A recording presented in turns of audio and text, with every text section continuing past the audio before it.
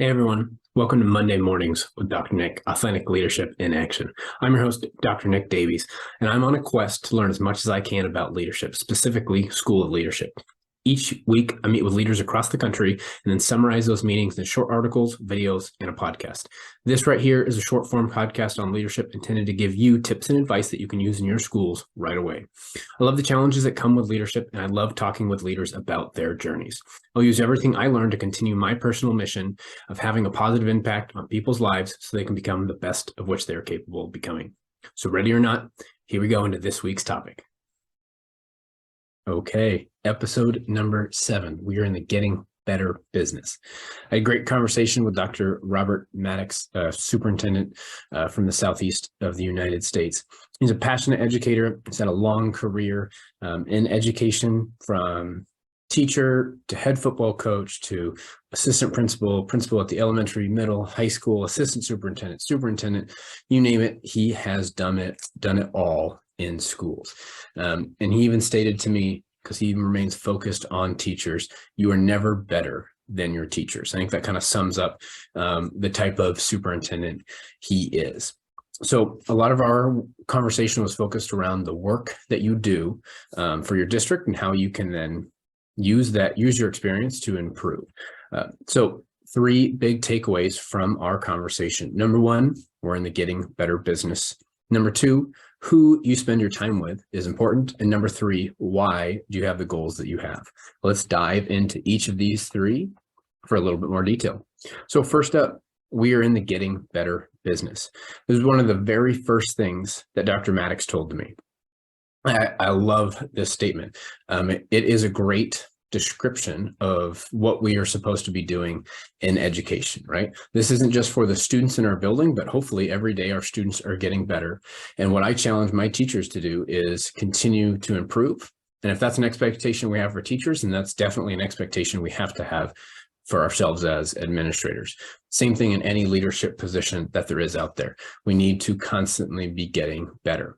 If we're staying still, staying stagnant, we're actually moving. We're moving backwards. That's not a good thing.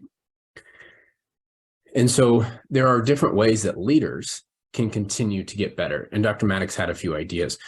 His first one, which I thought was really interesting, was when you get your leadership position, when you move into a new leadership position, ask questions to everyone. And he stressed that word, everyone, in that building or organization or wherever you are. And the questions that he said that you need to be asking are, what's going well?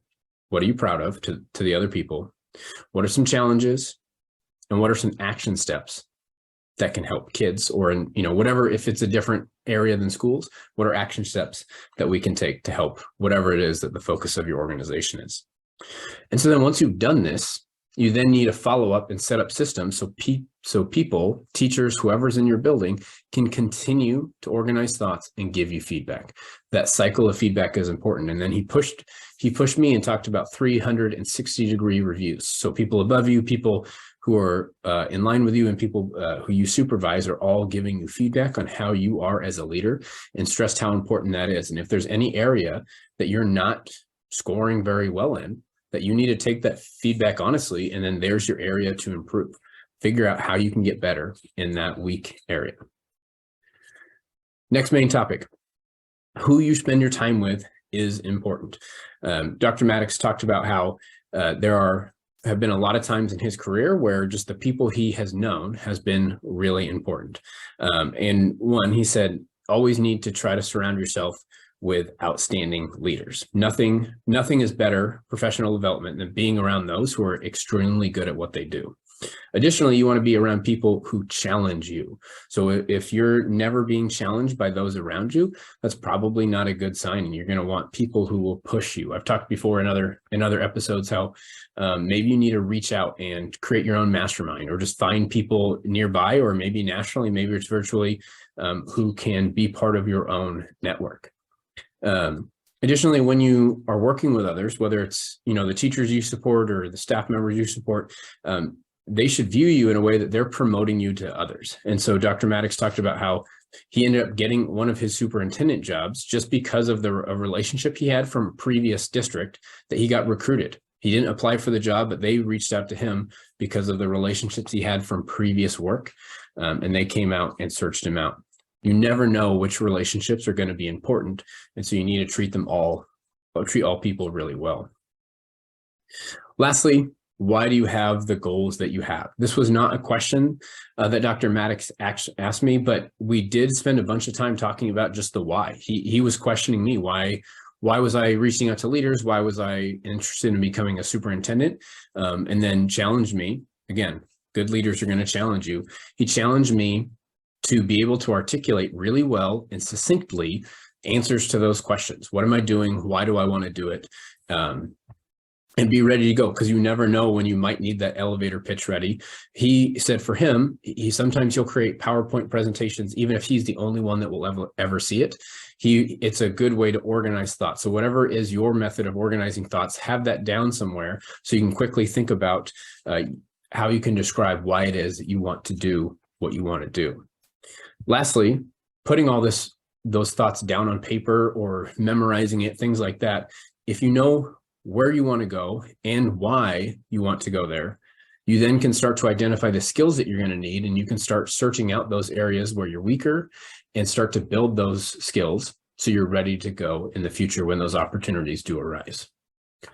I always wrap up with some book recommendations. Dr. Maddox talked about how his book recommendation might be a little bit different, but this is what he was reading at the time and wanted to share with me. So he said his book was The New Testament in Its World by Michael Bird and N.T. White. He also suggested I get the Hoopla app or any app that you can get audiobooks on.